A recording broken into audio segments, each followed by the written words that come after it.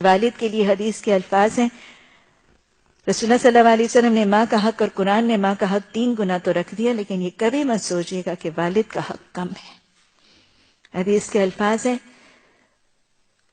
تمہارا باپ تمہاری جنت کا دروازہ ہے، تمہارا باپ تمہاری جنت کا دروازہ ہے، تم چاہے اسے لے لو اور تم چاہے اسے چھوڑ دو۔ اور پھر حدیث کے الفاظ آتے ہیں، باپ کی رضا جنت کی رضا۔ گویا جس کا باپ راضی اس کا رب راضی، اور جس کا باپ ناراض اس کا رب ناراض۔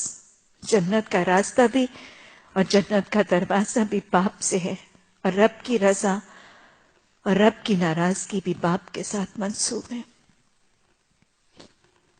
وہ واقعہ آتا ہے نا، اور اس میں بہت ایک لمبی سی نظم بھی ہے، شاعری بھی ہے۔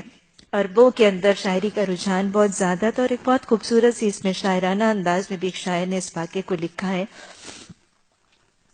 واقعہ کچھ ایسے ہے کہ اللہ کے رسول صلی اللہ علیہ وسلم کے پاس ایک بوڑھا باپ اپنی شکایت اور شکوہ لے کر آیا، اور اس کا جوان بیٹا بھی اس کے ساتھ تھا۔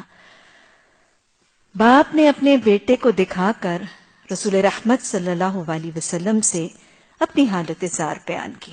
باپ نے کیا کہا؟ بہت ہی خوبصورت سے وہ شاعرانہ الفاظ ہیں۔ I wish I could read it کہ آپ اس عربی کو سمجھ بھی سکیں۔ ترجمہ اتنا خوبصورت ہو ہی نہیں سکتا جتنے وہ شعر الفاظ خوبصورت ہیں۔ باپ نے کہا، یا رسول اللہ صلی اللہ علیہ وسلم، جب میں جوان تھا تو میں اپنے منہ کا لقمہ اس کو دیتا تھا، اس کی ضرورتیں حاجتیں اس کی پوری کرتا تھا، اپنا کل مال اپنی کل پونجی اس پر خرچ کرتا تھا۔ باپ ایسے کرتے ہیں، اس میں کوئی شک کی بات نہیں، کوئی انہونی بات نہیں کر رہا تھا، سب باپ ایسے کرتے ہیں۔ اب میں بوڑھا ہو گیا، میری کمر جھک گئی، میرے بالوں میں سفیدی آ گئی، اب یہ جوان ہے اور یہ اپنا مال مجھ سے چھپا چھپا کے رکھتا ہے۔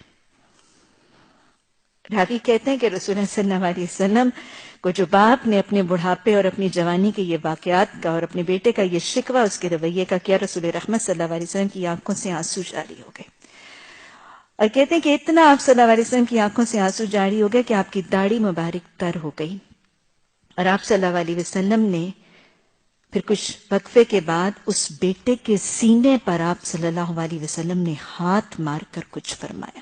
اور یاد رکھیے گا، یہ جو تاکید آپ نے اس نوجوان بیٹے کو کی تھی، یہ صرف اس کو نہیں کہا تھا، یہ حدیث تمام بیٹوں اور بیٹوں کے ساتھ ان بہوؤں کو بھی تاکید ہے۔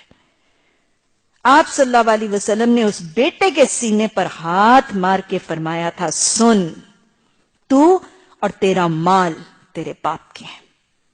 یعنی آج تو جس مالی سطح پر پہنچا ہے، آج تو جو کمانے کے قابل ہوئے، جو تیرا علم، تیرا فن، تیرا ہنر، تیری یہ ساری صلاحیتیں تیرے ماں باپ کی محنت و کوششوں اور کاوشوں کی وجہ سے تھی۔